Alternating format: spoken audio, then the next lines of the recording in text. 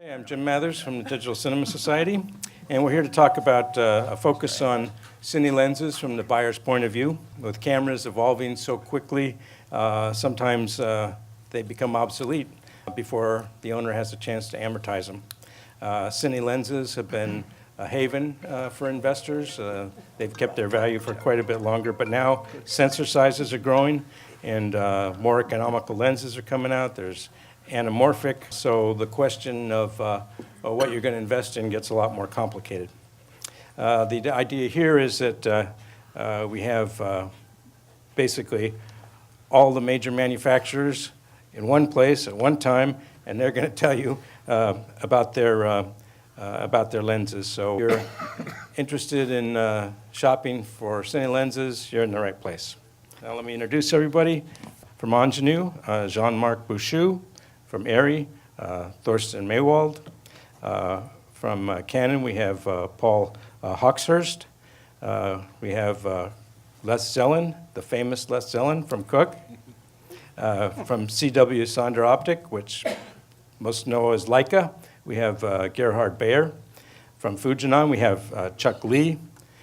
From Schneider Optics, we have Kim Hogue. And it's nice to have a couple women, or a woman on the panel. From Sigma, we have Brian Linhoff. And missing would be, sitting there would be Ryan Avery. Hopefully he'll show up before we're done. And from Zeiss, could be Carl Zeiss, but we've categorized you, alphabetized you as Z, so sorry you're on the very end. That's Dr. Winfried. Sherry. I'd like to just start by taking just a few minutes, maybe 5 minutes for each manufacturer to tell us about their line and maybe what differentiates your lenses. Well, you know, Jean-Marc with Angenieux, I think it's really a great event to be here. Every year, the Film and Digital Society have been organizing that event and sharing all our ideas with everybody is really a great place to do that. So, you know, Angenieux has been one of the leaders of making optics for a long time. We have 80 years of history of making optics for cinema, more than 60 years of history of making zoom lenses. We were really the first company to make a real zoom in the 1950s. And, you know, all that history, we carry it through our line of product we have today. We really go now from the high-end optics. The classic Optimo have been in the market for more than 15 years with a 24-290 that's, you know, called the Hollywood zoom. Almost every single TV production or even a feature film here in town have been using that lens. We also introduced 10 years ago handheld zoom. That was really the first handheld compact zoom that can really carry the need of high-end cinema production. So now a lot of people have been following us, but we still have, you know, that kind of particular optical look that people like, and also the you know, the rugged mechanics that really carry just on all our Optimo line. Also, you know, big change last year, we introduced a new series that's called the Easy series. That's more targeted the independent people.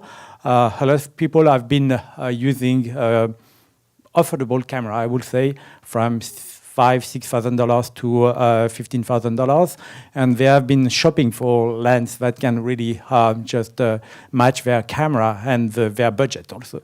So we really came with a new line of product called Easy, with basically two lenses. One is wide angle, 15–40, and one is a 30–90, but with a lot of combination, because these lenses can have different mount, Canon, EF, E-mount for Sony, and PL as a standard, but they can also have interchangeable rear group. So having an interchangeable rear group, you can cover either Super 35 or full frame, and you optimize your angle of view and you optimize your T-stop depending of the format you are using. So for full frame, you have a T3, or each lens is T3, but for Super 35, you have a T2. So very fast lens, very compact, around 5 pounds.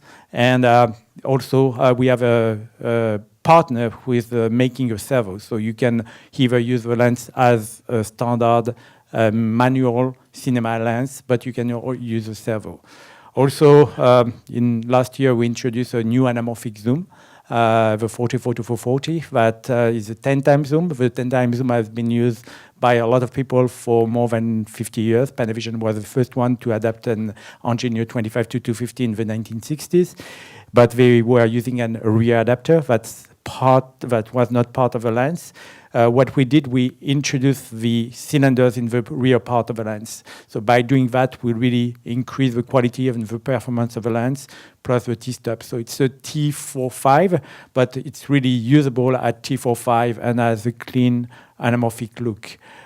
To enhance a little bit the anamorphic look, we did a little bit like what Cooke has been done on their special flare series, on their Cooke Prime.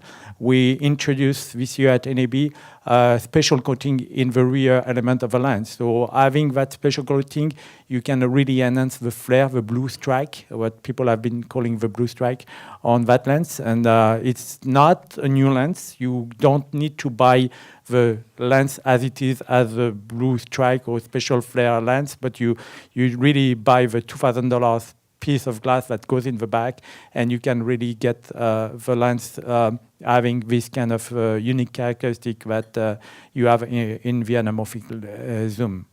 Also, we introduced on the short zoom uncoated front element on the anamorphic, so you can really have more flare, more characteristic in your lens. So that's really really beautiful option for a very affordable price. So next we have Thorsten Meywald from ARRI. Well, let's talk a little bit about our lenses. And well, in total, these are a little bit more than 70 lenses. It's a very huge lens series. And when we are going through the different lens series, let's start at the top. These are the Master Prime lens series, introduced in 2005. And I think with all lenses with T1.3, it had set a standard for high-speed lenses. Well, with focal lengths from 12 millimeter up to 150 millimeter, and all these lenses, they have lens metadata. It's the LDS system, lens metadata system, introduced together with the ARRI cam in the year 2000. So it's very long in the market now, and also a standard in our market. And these lenses are quite unique, introduced in the days of film. And now we are shooting digital, and you can use these lenses as well, and they provide a very, very high quality. And I think most of you know these lenses from set. Well, the second tier, I would say, well, this is our high end, and the second lens series are the ultra prime lenses introduced in 1999. These lenses are even older, and there are two different versions of these lenses. It's a manual version, what we call manual version, and there is also an LDS version, where you have also lens metadata. And you get these lenses in focal lengths from 8 millimeter. It's a very extreme focal length, a very unique wide angle, up to 180 millimeter to a telelens. And of course, we have also zoom lenses. Zoom lenses from 9.5 millimeter up to 250 millimeter, and 9.5, it's a very unique ultra-wide zoom lens. It's from 9.5 to 18 millimeter. It's the widest zoom lenses in the market, which fulfills the cinema requirements. There are other lenses in the market which are coming from photo, but there are a lot of differences between these lenses. And then we have other lenses in light-wide zooms, which are very compact, very light-wide studio zooms, like the 45 to 250 millimeter. And of course also extenders, as you can extend the focal length range, and you are even able to have a 500 millimeter zoom when you add the extender to the 45 to 250. And well, continuing with anamorphic lenses, there we have also a very unique lens range from 19 millimeter up to 360 millimeter. 19 millimeter is also an anamorphic zoom lens, 19 to 36, so a T-stop of 4.2. It's the widest anamorphic zoom lens in the market. There's not even a prime, which is wider. And with our newest addition, the 180 millimeter anamorphic lens, which works also with our two extenders, you can create with the 1.4 extender a 250 millimeter, or you can create also a 360 millimeter. So from 19 to 360 millimeter. And these lenses, they have also replaced replaceable front and rear lens elements. It's very easy to do. Very often we are joking, even the product manager, that's me, I can do it within 5 minutes. And these replacement lenses, they can pre-aligned in a metal frame. It looks like a filter, and there's an instruction manual, a video instruction at our web page. It's very easy to do, and you can add some additional look. There are 3 additional looks, one with the front, one with the rear, or with the combination of both. And well, at this event here, we are pretty much talking about standards and what makes the investment in the future safe. And well, a safe investment is an investment which follows standards. And we have, as a standard in our industry, the PL mount, introduced by ARRI in the early 1980s. And well, in front of me, you don't see a new lens today, and that has a reason. And we need to give rental houses and also owner-operators the chance to make money with their products. If you constantly introduce new products and violating any standards in the industry, there is a lot of irritation, frustration among customers what they should buy. So we need really to rely on standards. And one of our standards is also Super 35. It was introduced in the film days, and when I'm looking for other industries, I think it's one of the long-lasting standards we ever had, introduced maybe more than 100 years ago. I'm not sure if it's 100 years, or I think it is. It's about 100 years. And for our industry, I think it's the biggest benefit that we have. If you used to work on film, 35 millimeter, you can easily switch to digital without rethinking. And that makes standards, and this is something ARRI is following. Thank you, Thorsten. But we don't have 100 years to get to the end of the line, so I'm afraid we're going to have to pick up the pace a little bit. Yeah. No problem. So, I mean, you know, obviously Canon has a long history of making lenses, and mostly just stills, but if we want to talk about cinema, we're like, oh, first thing I want to say is that 2017 is the 30th anniversary of the Canon EF mount, which was huge in the still market, but really in the last 6 years, we really tried to push that into the cinema market. And so we created a whole line of lenses for cinema based on the EF mount. And really, I think the whole idea behind that comes from that Canon lenses work really, really well on Canon cameras. And so to achieve kind of the apotheosis of these lenses, using them on Canon cameras is the way to go. And I think that was the whole philosophy behind sticking with the EF mount through both still and cinema level. Lately, we've really taken a look at the market and kind of stepped away from it and seeing where we can fill in voids in the market. And that's where these compact servo lenses have come out recently. You saw on NAB 2016, and then again this year at NAB. The first one is the 18 to 80 compact servo, which is a lightweight, just accessibly priced cinema servo lens. It has servos built into it. And it's kind of this interesting meld between our cinema philosophy and also our L-series philosophy. So it has coatings like a cinema lens, but it's fully parfocal, and it actually color matches with all of our cinema glass.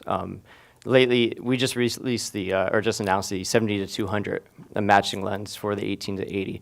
The 7200 and the 18 to 80 are physically identical. You look on set, if you were to look at them in a case, they would look exactly the same. All the ports on them are the same. Everything is physically the same on them. And I think that's kind of a really nice feature of them, especially if you have both on set and you have this matching pair of lenses. In terms of prime lenses, we have our Cine Primes, and they were kind of built with the full frame in mind. They cover a 43 millimeter image circle. And they're just, they're built, they're not the same. It's not just rehousing our L-series lenses, but they're based off the high optical formula, because Canon realized that these L-series lenses that they were creating are very excellent lenses. So we made these Cinema Primes for that. In addition, we have a full line of Cinema Zooms, and they are adhere to that Super 35 millimeter standard.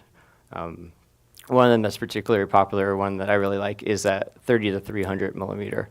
It's a big lens, it's a heavy lens, but it has just a kind of a beautiful look to it. And for me personally, that's what it's all about. It comes down to the look and the aesthetics of these lenses, and I think that's really important It's really important for me that people, test lenses out and find their own aesthetic of lenses. And I'm a big proponent of rental houses, and everybody should, go to a rental house and test out their lenses. And so that's right.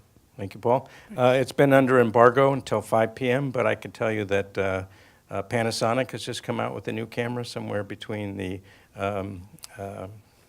Lumix and the Vericam, and it has a EF mount, because there's lots of them out there that have like 1 million or something. In terms of, talking about L series and everything, EF mounted, it's pushing over 125 million out there. So Just a few more than 1 million. How many millions of Cookes are there out there? Oh, probably point something. Les Zellan, tell us about Cooke. Well, I'm Les Zellan from Cooke. We've been making lenses for the industry since the 1880s, so we've been around a while. Currently, we have a number of lens series, and I'll just briefly go through them, starting with the Mini S4, which is a T28 lens that looks a lot like our famous S4s. The S4s, really, other than Panavision, were the first modern lens design that sort of started everybody around this table thinking. The S4s are now virtually 20 years old, and they're still our best-selling product. So it tells us we got a lot of things right in them. There are 18 lenses in this series. The 5 Eyes, which are T14. We introduced a couple years ago our anamorphic series, which is distinguish it from others. It's prime lens series, and they're all front anamorphic, so they look very traditionally anamorphic, and we have 2 series of those, as Jean-Marc was referring to. We have a normal series, and we have a series we call SF, which has a lot more flare in it for people that want it to look more, I guess, for sake of a better analogy, more like a Panavision, a traditional anamorphic.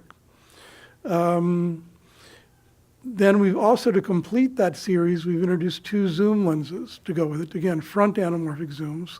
And there's a 35 to 140, and we just at NAV this year introduced a 45 to 450. Both lenses are on the booth. The 45 to 450 is a beast. You didn't bring that to hold up? I was, but I needed a truck to bring it over here. It is a big lens. Then also at NAV this year, we introduced the S7s. These are what we call full frame plus lenses. We call them full frame plus because while we love standards, in the digital world, as much as we'd love to see the industry coalesce around a standard, it doesn't seem to be happening, at least with our friends from Red. So, at ARRI we had the 65, at Red we had the weapon VistaVision. So we actually took it upon ourselves to make a lens for these formats before the cameras actually are fully entrenched and available. S7s will cover up to the 5K mode on an ARRI 65, which is basically the open gate of the Red weapon and beyond that. So we call them full frame plus because we don't know what they're going to call that format, but they're those. And then we also noticed over the last few years how popular in the digital age our old speed Pancros had become. People were lusting after them. Things that they were throwing away in the pre-digital days were now selling for $10,000 for an old beat-up lens that you had to put another $10,000 in to rehouse. So we dusted off these old speed Pancro designs, and we've remade them in a modern lens, and I have one here. This is the lens itself is the same size as an old speed Pancro, meaning it's about 2 inches long. But it's in this housing so you can get marks and the mechanics that you're used to in modern lenses. But the lens itself is a match for the old speed Pancros, and that's a full set of lenses starting at 18 going to 152 currently. And let's see, the anamorphics, by the way, go from 25 to 300, all prime lenses, and then the 2 zooms. Minis, 18 to 135. S4s, we have everything from 18 lenses in that set from 12 up to 300, S7s 18 to 135, and the Panchro Classics 18 to 152. And I know you want to move on. I guess we'll have a discussion later. Yeah. Anyway, Want to make sure to leave some time for Q&A. Gerhard Baier will tell us about Leica lenses, CW Sonderoptic. Yeah, thank you. Well, first of all, wish you a very good afternoon here. So it's very cool in here. That's pretty good, coming from the outside. So yeah, I'm Gerhard Baier, Managing Director of CW Sonderoptic. CW Sonderoptic is a sister company to Leica camera. So we are basically the Leica Cine company in the whole group of Leica companies. So if it's just okay to call me just Leica, okay? Well, we are here in the motion picture world. So the question is, what's new in our portfolio? And I will show you pretty soon what's new. After we introduced the Summilux series and the Summicrons, this is our two current products. When the whole industry went into digital, we got more and more requests from cinematographers to use iconic Leica M lenses for motion picture, or to use the R lenses for motion picture. And if you can rehouse them or redo them or rebuild them. And with the R lenses, unfortunately, this is not possible. But it made us thinking. And then finally, some cinematographers came to me and said, yeah, we want to use the M lenses on digital cameras. Did you rehouse them to PL? Do you have a PL-mounted version of them? I said, no, I don't. But maybe it's an idea. So we started a project to use the look of the M lenses and convert them into PL mount lenses. But the lens got bigger and bigger and bigger and bigger. And I figured we're losing the smartness of having these lenses so small and compact and so wide open. So I thought, okay, instead of changing them to PL mount, we probably, as we have mixed mounts anyway around the world, even there is, thank you for that, kind of standard, for special uses, we probably change the mounts on the camera side. And there is adapters for all these, mechanical adapters for all these HDSLR cameras like the Sony Alpha 7, Canon, that people can use the M lenses, but they cannot use it with the normal Cine Gear, with your follow focus or with your remotes. So I went backward and said, okay, the smart idea would be, if in order to keep the compact form factor, and again, this really came from a demand out of the industry, and we started to shoot a music where the director of cinematography really wanted to use the Leica M lenses, but I said, okay, and he wanted to shoot with an Alexa. And I said, well, fine. However, I cannot mount these to an Alexa. So we started to talk to ARRI if we do have a chance to probably change and provide the mount, the M mount for an Alexa camera. And if you pass by our booth, you will see an Alexa Mini with an M mount, which we will deliver soon. The smart thing on this is it keeps the whole system very compact. And you can use the M lenses as a choice of your image. So, and to make it work with all the Cine Gear, so here, this is a new 1.4 28 millimeter carrying Cine Gear, having a new sunshade that can be adapted to standard matte boxes, and there you go. So this is our new product line. We made the M lenses, we turned them into M08s. M08 stands for the M08 Cine Gear.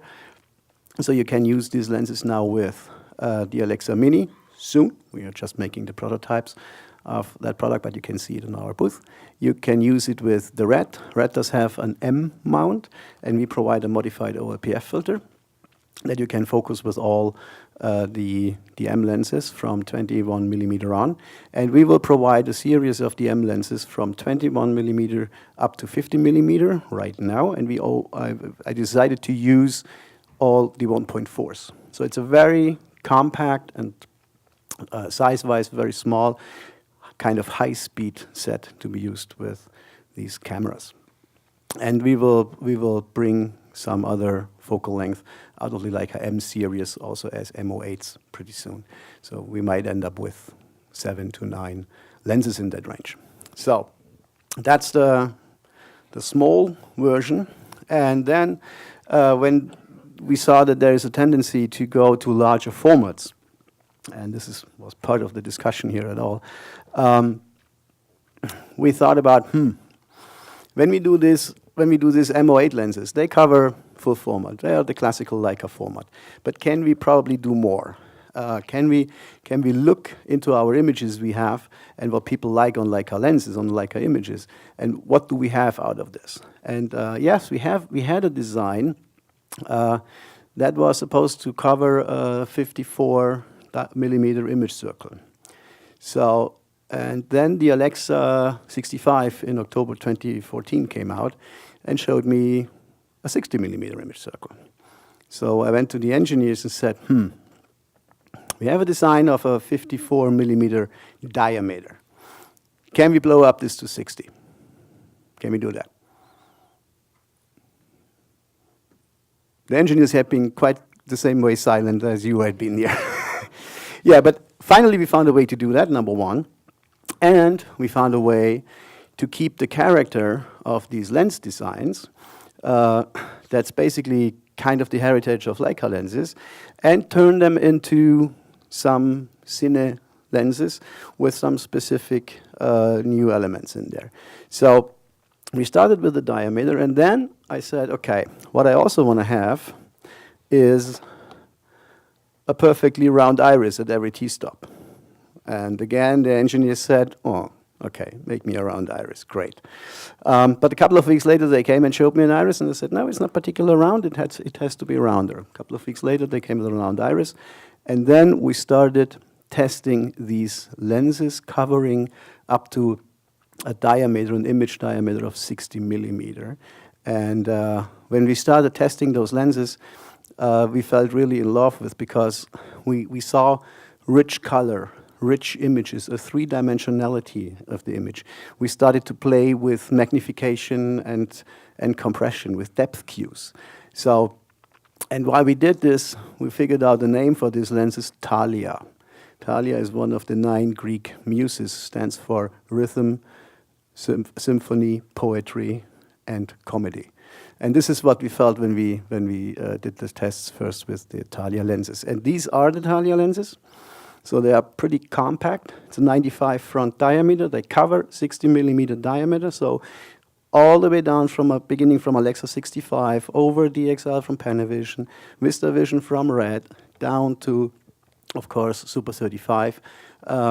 This is a very flexible, unique, and quite interesting lens. When somebody of you had been in the screening before, you probably got an idea of the artistic choice you can do with these lenses.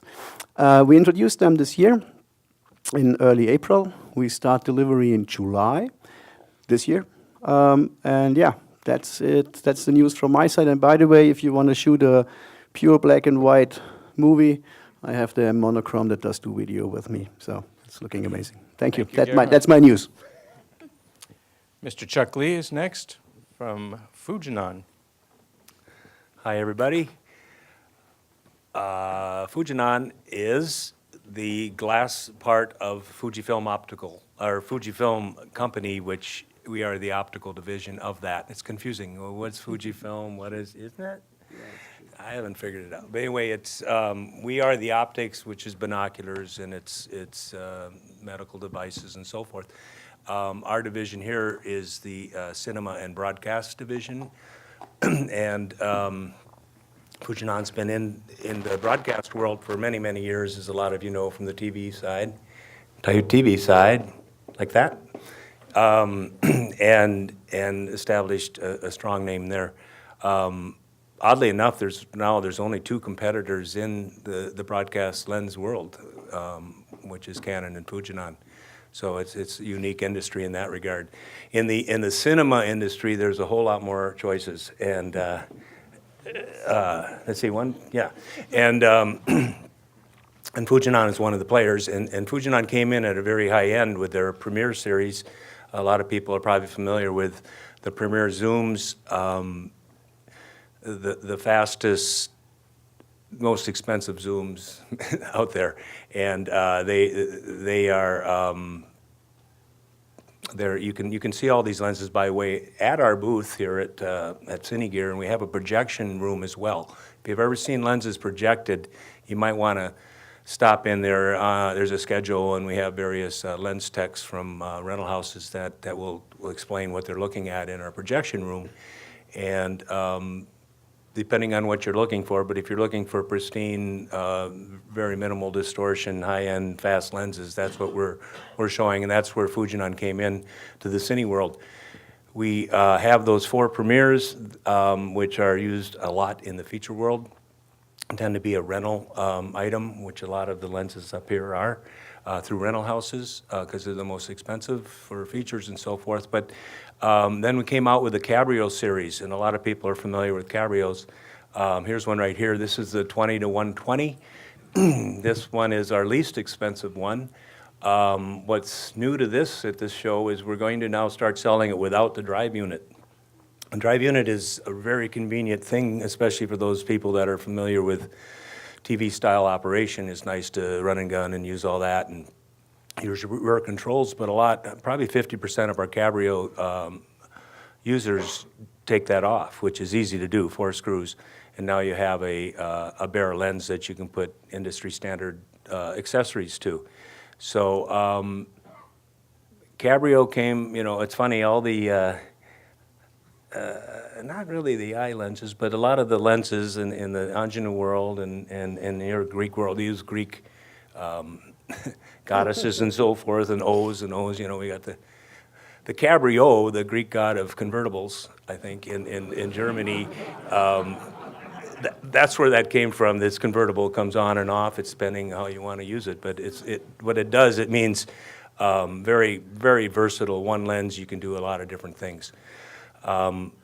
What we just recently introduced at NAB was the new MK series, and then here, essentially, we're starting to deliver this. This is the second lens in that MK series. It's a 50 to 135.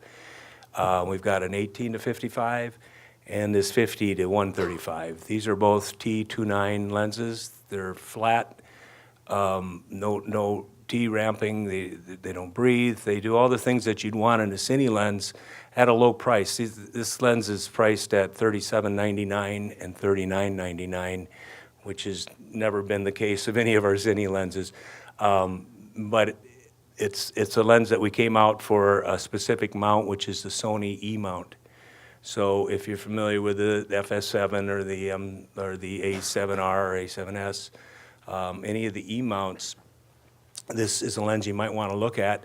Why just that mount? Well, for the compactness of this, the short focal flange of the E-mount, we could keep the size of the lens very small and very high quality. This is very much a 4K lens. This is a lens that can go big screen, but it's E-mount only. Will we explore other mounts in the future? Yes, we'll be looking at various things, but right now we have 9 lenses in PL mount and we have 2 lenses in the E mount, and they're all zooms. We are not making primes. These are the zoom lenses. Good, this is us. And they're all 4K. They all have back focus, rear flange adjustment, which is kind of new to the film world. It's always been a shim world on the bench, and that's fine. But this is a versatile way to, in the field, to, if you're changing lenses, you might want to have a focal flange adjustment, which we have, and they also have macro. The Cabrios and these new MKs come with a macro feature. So what we're looking at is total versatility. You can do those things in the field, and a lot of people that came up through the television side of things with a beta camera, whatever on your shoulder, or Vericam, are familiar with back focus, and so it's becoming more and more familiar to the film world. The film world, what is the film world? Anyway, the film user. Pardon? Doesn't even exist anymore. It doesn't exist anymore. Yeah, It doesn't. but yeah, Yeah, but anyway, back focus is a handy thing to do. It scares off some people, but then they learn how to do it, and they go, oh, that's really cool. The other thing about the MK lens is this lens gets away from a lot of the shortcomings of using a lens that was perhaps made for DSLR.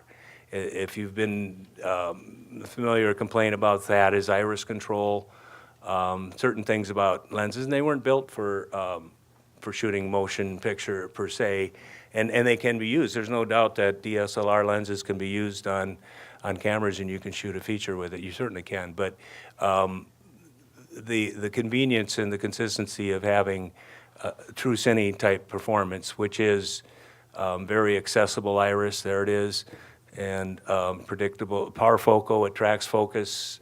If you're doing a zoom, minimal breathing, and all the things that's expected in high-end, let's say Cooke lenses, or say Leica lenses, or Fujinon lenses. It's a true cine lens. So that's a breakthrough. At the price, it's maybe high even for a DSLR type user, but it does provide the things that the big guys can do.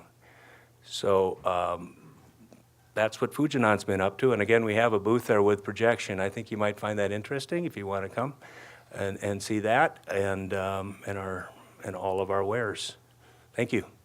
This is Kim Hogue from Hello. Schneider Optics. I feel like most people are probably familiar with our filters from Schneider, which technically go in front of all of these lenses.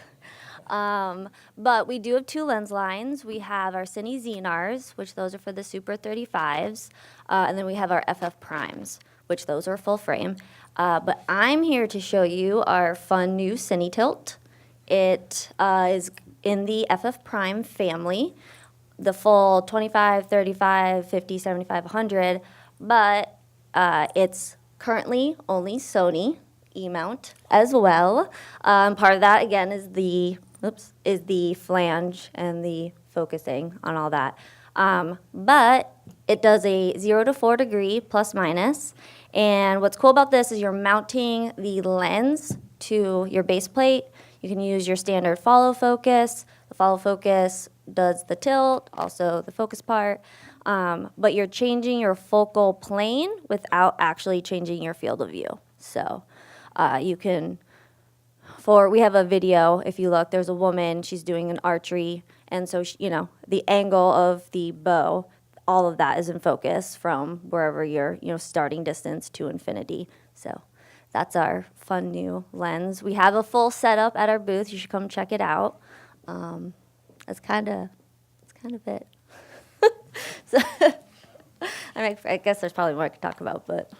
Well, you're helping us catch up, so Yeah, we so- appreciate that. I mean, it's pretty simple. I mean, there's not much more to say besides it's changing your focal plane without, changing your field of view. It's really cool. But it's more interesting if you come to the booth to actually see it, the whole setup. And I was talking to one of my DP friends, and, we're just kind of talking about it and the practicality of it. Because, yes, it's currently only for Sony E, and it's kind of currently only for the A7, because since the lens is actually mounted, the camera is moving, so it needs to be free. So yes, it can technically work with the larger Sony cameras, but Germany is working on something to support the heavier cameras, so it can still move without being mounted. And they are going to look into doing other mounts, PL and EF. But yeah, for right now it's Sony with the A7. We have the whole setup. But I was talking to my friend about the practicality, and he was saying when he's shooting, say book, you either have to have it straight on to get all the words, or you have to do a rack focus and then hope people can read fast enough. And so he was saying for this, it would be really great because then you can actually have all the sentences in focus and you don't have to worry about anyone, all the other things. So. Cool technology. Yeah. Next, we have Brian Linhoff. He's going to tell us about Sigma lenses. So, I'm Brian from Sigma. I think we're the newest person at this table by far. So about in September last year, we introduced our full line of Cine lenses at IBC. It was the secret everybody knew because suddenly had a booth at IBC. So what are we gonna release? So we have a full line of lenses going full frame primes, going from a 14 millimeter T1.5, which is an absolutely astonishing lens, all the way up to a 135 T2. I'm sorry, the 14's a T2. 20 millimeter through 85 are all T1.5s. The basic concept in our lenses is taking the quality and craft of our art lenses that have made such a big splash in the still world, giving them a proper cinema housing, and allowing you to experience our art lenses in a cinema form. The goal behind the lenses are to provide, high resolution. Every lens is designed around a 50 megapixel sensor, so they can resolve 8K or even further. If it's a T2 lens, we want you to shoot it at T2, not feel like you have to stop it down to get maximum sharpness. Very good control of flare and looks. We do have two Super 35 zooms, an 18 to 35 T2 and a 50 to 100 T2. Both excellent lenses from kind of like our still heritage. The 1835 is really the lens that got us along this path. We created the 1835 as a still lens that had a lot of cinema characteristics. A lot of your DSLR shooters, 5D Mark IIIs, and your GH4s, GH5 guys, your Sony guys, they would gravitate to this lens because it was relatively inexpensive, but it gave a great look. A lot of red users use it. So, the idea was that, 3 years ago, well, if they're using it for video, why aren't we, creating lenses for the cinema world? So that started the project about 3 years ago.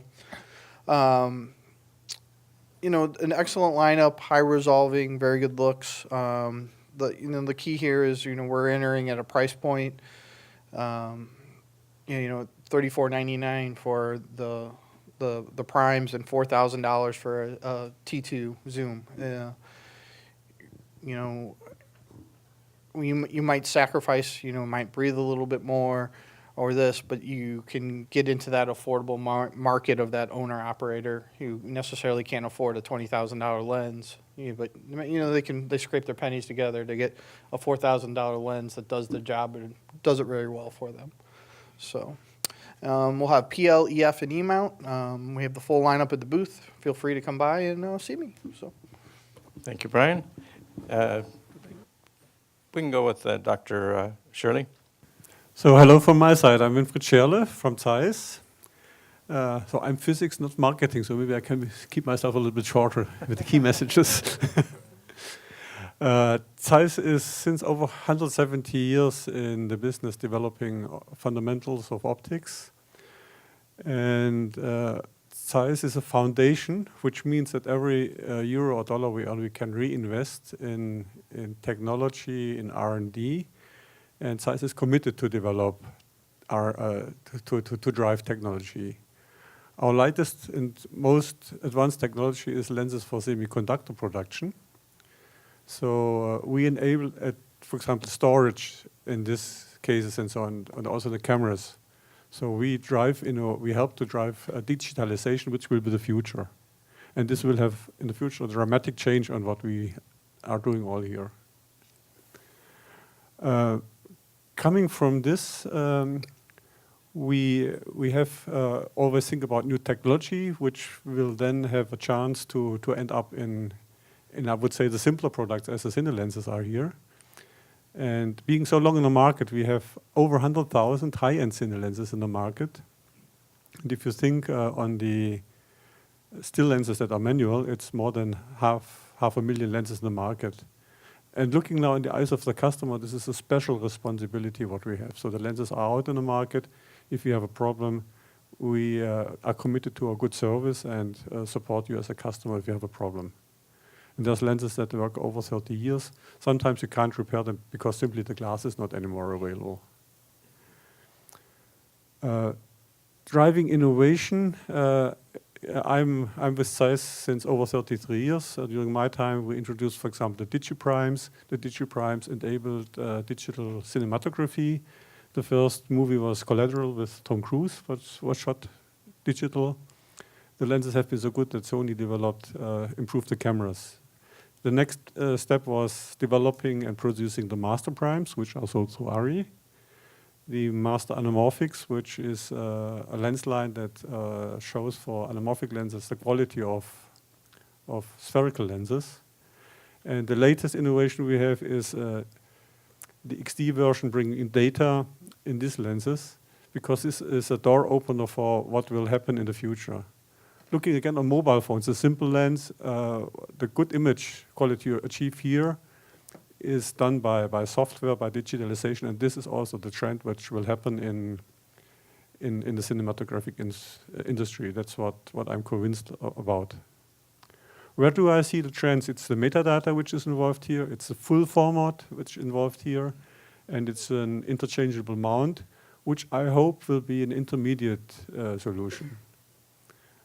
I'm a big friend of standardization, and I think this is something which would be necessary if the camera suppliers would commit to a standardized mount, so that you as a user could say, well, I like Cooke, I like Zeiss, I like Angenieux, and choose your lens. Of course, you would prefer if you would Zeiss, but I think it's your choice which kind of lens you use. But the standardization is something which we would like to drive.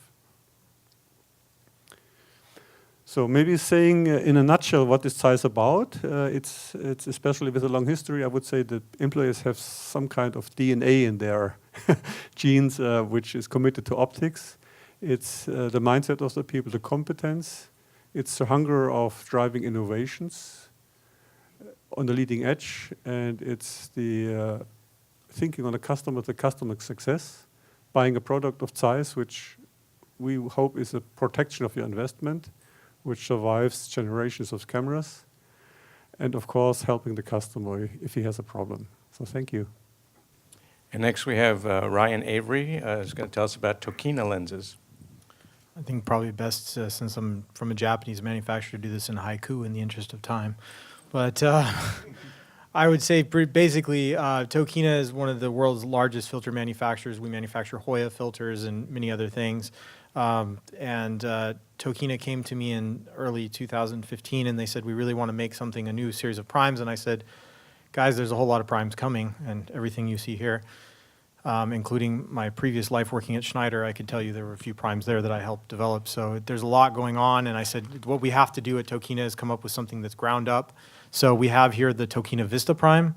This is a ground-up cinema design. It has a nearly 47 millimeter image circle, so it will cover beyond VistaVision format. We have made an adapter, an expander, because we manufacture image expanders that take smaller image circles and make them larger. So we have an expander for this that will also cover Open Gate 65. So these are a very versatile set of lenses at about $5,000 a piece. They're all T1.5. They all have the same diameter, they're all the same size, all the things you've come to expect. The primary design specification of the Vista Primes was nearly zero breathing, and so they have extremely limited breathing. No lens has zero breathing, well, at least in cinematography, but it's very nearly zero, and very good definition and a very pleasing image as well. So tomorrow from 3 to 6 p.m. we'll be screening our short films over at Raleigh Studios. You can stop by our booth and pick up at the end of the show, after the show is over. So if you want to come by and check out the screening, we shot 4 short films and on these lenses to see just how beautiful they are. So come by, stop, check them out. And we, of course, have our line of expanders, including our new EF to PL expander, which you can actually take the Super 35 zooms that exist in EF mount and make them VistaVision PL. So we have a large number of expanders available as well. So many different optical products from Tokina, and we're excited to be here. So thank you. So this is the end of our time slot, but we're going to stay a little longer because we got a slow start, and I don't think anybody will mind since we're the last event of the day. I'm going to ask a few questions, and then we'll take some from the audience. I agree with the good doctor that data is the future, and Les has been working on that for a long, long time with the eye technology. Can you tell us about eye technology, Les? Mention that, but you cut it short. Back in about 2000, when ARRI was introducing LDS, which is a lens data system. We introduced a system called /I. I stands for intelligence. We were using I, just for the record, we were using I before Apple. But somehow they don't care. In any case, I is a metadata system, and we have freely given it to the industry. So many of the people up here, Leica, Fujinon, Zeiss, even ARRI, Angenieux, and Canon are what I call I technology partners. And so it's evolving into hopefully what will become a standard in the industry. And the advantage of that will be any I compatible product, be it a Zeiss lens, a Cooke lens, an ARRI camera, they'll all be interchangeable, and you'll be able to get the data from whatever combination of equipment. And we are working hard as a industry on putting together a standards committee to oversee that. And hopefully that's starting to come together now since NAB this year, and hopefully maybe toward the end of the year there'll be some basic agreement, and then that can start to move forward into equipment that's coming out hopefully next year.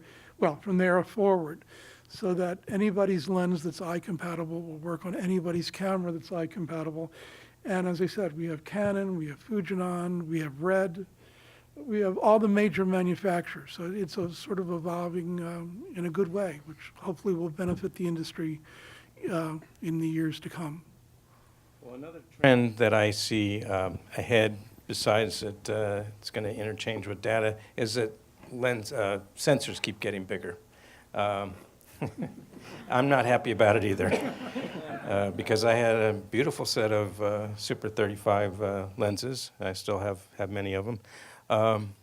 But I'm thinking about maybe getting some wider coverage area lenses, and I would like to know, maybe the doctor can tell me, what are the drawbacks? Is there any reason I couldn't use full frame or more lens right now on my Super 35 camera? Any drawbacks at all? No, if you have a lens that has a larger field, we say obviously you use the fillet piece of the lens, so the best meat for the smaller sensor. So the lens in the center is typically in inside better corrected than on the outside. So if you have a lens with a larger diameter and use it for a smaller sensor, you have a better image quality. But talking about sensors, I'm personally convinced that the 36 times 24 sensor will make the race, because this is the sensor size where the most innovation is coming from the still picture side. This will be the standard, and I think the innovation, all the benefits that will be in the future will be in this sensor. And it will be produced in big volumes, so it will be also quite cost efficient. So thinking in economics, which is also at the end something we have to think of, the 24 times 36 sensor will be somehow the new standard. And what is that called? I'm not familiar with that. It's a full That full frame? It's a full frame, yes. But it's a typical sensor that is in all still cameras. So that's Yes, the full Sony frame. Yes, Okay. full frame, yes. The most innovation is done in this field, and the other sensors have special production technology, so they will be naturally more expensive. All right, well, going the other way, say I take my Super 35 lenses and I put an expander on. What are some of the drawbacks with that? Well, every expander is something where you have an additional interface, and it's degrading the image quality. So having an expander that expands the field is not as good as if you would have it directly. And plus I lose exposure. One step, yes. With a 1.4. Going in your original direction, taking your full frame lens and putting on your 35, and Dr. Scherle is exactly right. You're going to end up using, pretty much what you might call the sweet spot of the lens. But again, we're in a visual industry, and you pick that look of that lens because of a lot of different things. And it may be that you like the way it particularly fell off as you saw the edge get out to the sides, that helped you tell your story. Well, now you're going to crop that in, basically. So you're going to, the lens, while the focal length will be exactly what you expect to see, If you take this 50 millimeter full frame lens and you put it on your Super 35 camera, it'll look just like a 50 millimeter Super 35 lens. However, the fall off is going to be a bit different. So it may not be the exact image you would expect to see. Might not have the same character. Exactly. All right, let's take some questions. Look on a mobile phone. It's a lousy optics. It's for itself it's a lousy system. With digitalization, image processing, and so on, you get a very good picture.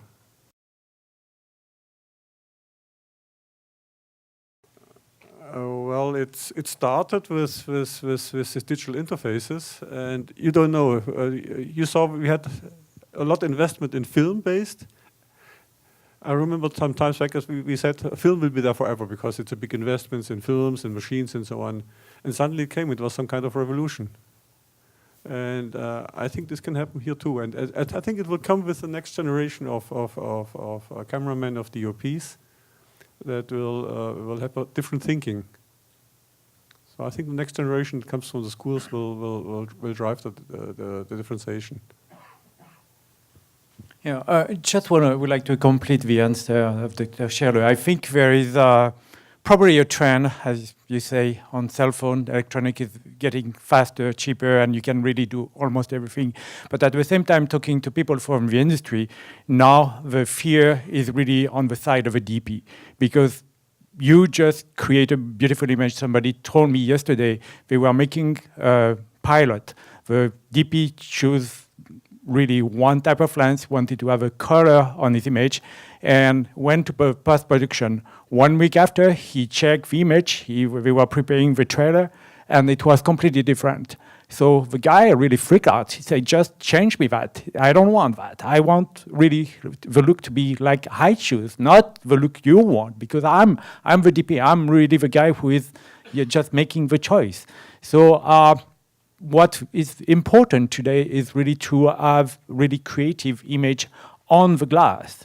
And that's what, some of the players in the industry, I think Angenieux, maybe Cooke and other guys, and people here are trying to do. We try to create an image that please to the viewer and give a lot of option to the DP.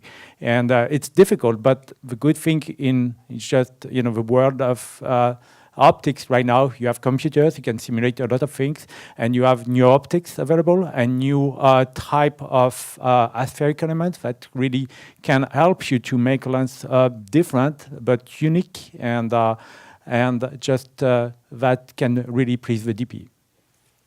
That's a good point. So a DP can put his signature look on something with glass. Les, can you grab that? You highlight really sort of a tug of war in the industry, and that is in the old days, and 10 years ago in the film world, the director of photography was there at the beginning. He was there in the lab doing the timing. He was watching. He was supervising the printing of the release prints, so he had control. His responsibility was visual control throughout, from conception and acquisition all the way to release print. It would be nice to think that's the way it works today, but we all know it doesn't. And so often now, because of what you can do digitally, after it's in the can, the DP is off to another project and sometimes never comes back. We just recently had written a similar thing to you, Jean-Marc. We had done a whole article on some guy that was shooting a major feature with S4s, and he went and he called us, and he said, "You can't release this article because I went and saw what they did to my film, and it doesn't look anything like I wanted it to look like." So there's this real tug of war in the industry now that the directors of photography want to retain that control, and I know at the ASC it's a big topic there on how they do that. Because in the digital realm, people can, the producer or the director can walk in or just anybody can push a button and it looks totally different. So this digital realm we're into makes life can make difficult choices, and has created a lot of tension. So I hope the answer to your question is so far in the future that I've retired by then.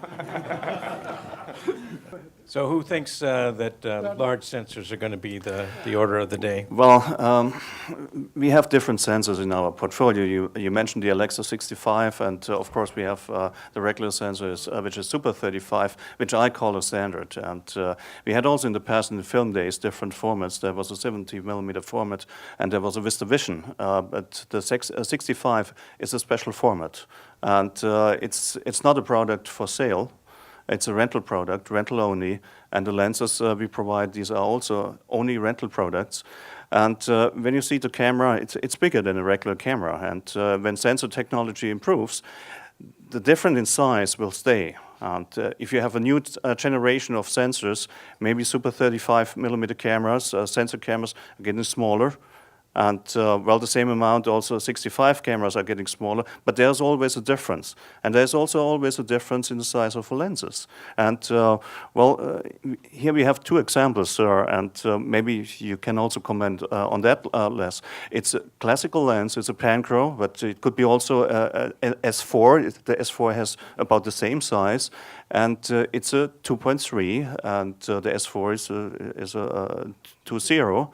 And here we have a 2.0 full frame lens. It's a difference in size, and well, you can calculate very easily by yourself, and take any lens in the market, whatever you like. For example, a Master Prime, a Cooke lens, or an Angenieux lens, whatever you like. And when you would like to calculate the weight and the size for full frame, multiplied by a factor of 1.4, and for the weight by 2.7. And then you roughly have the form factor.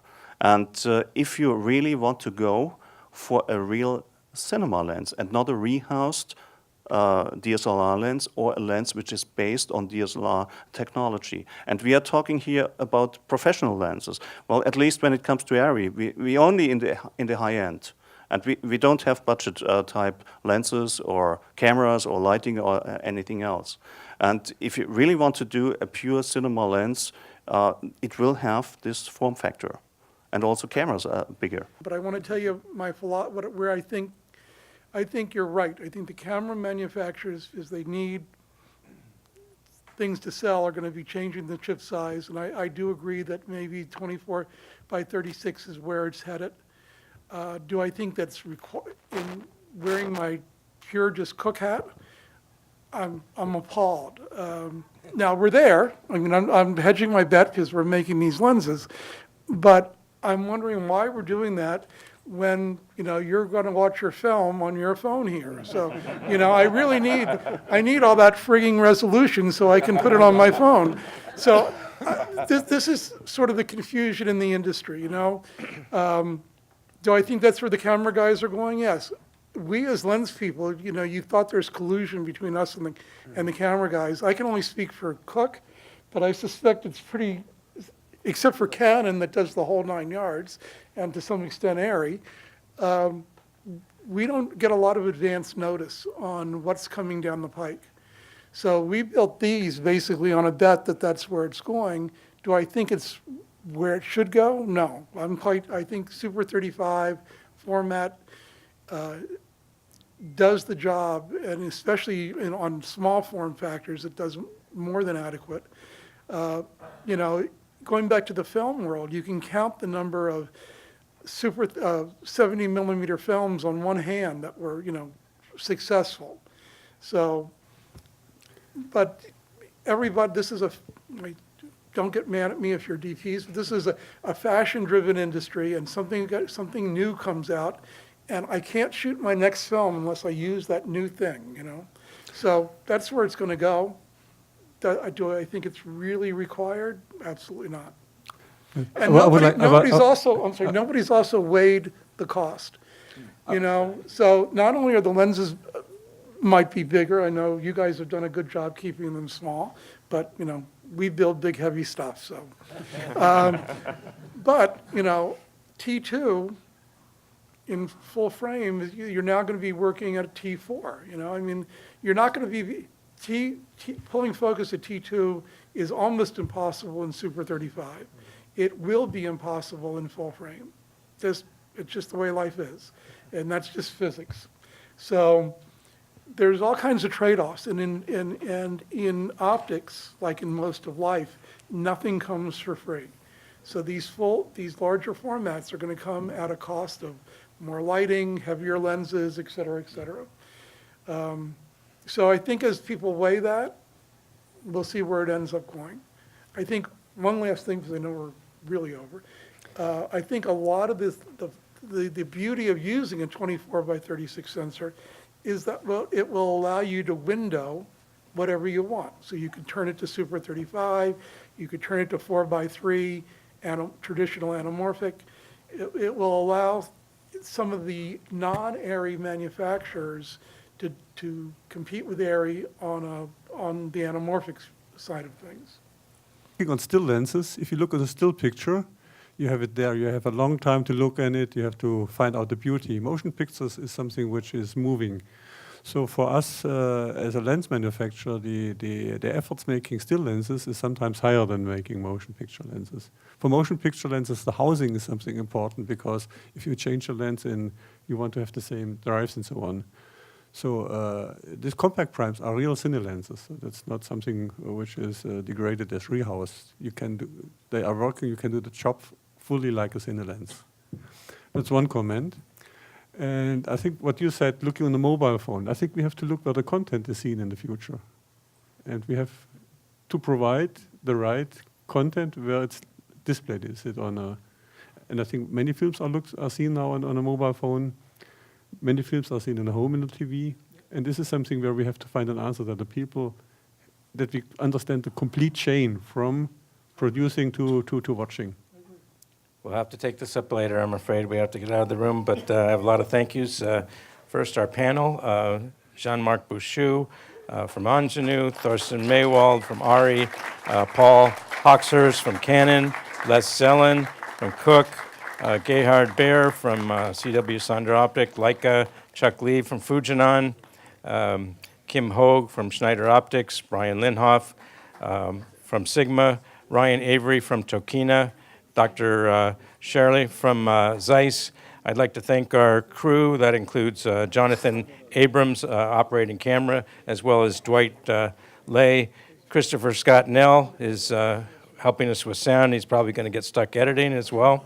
And my old friend, Conrad Hunziker, who's the CTO of Digital Cinema Society, who's there from the very beginning, shooting that documentary that I was telling you about. He helped us set up the lights and drag them over. So thank you all for coming, and thank you all.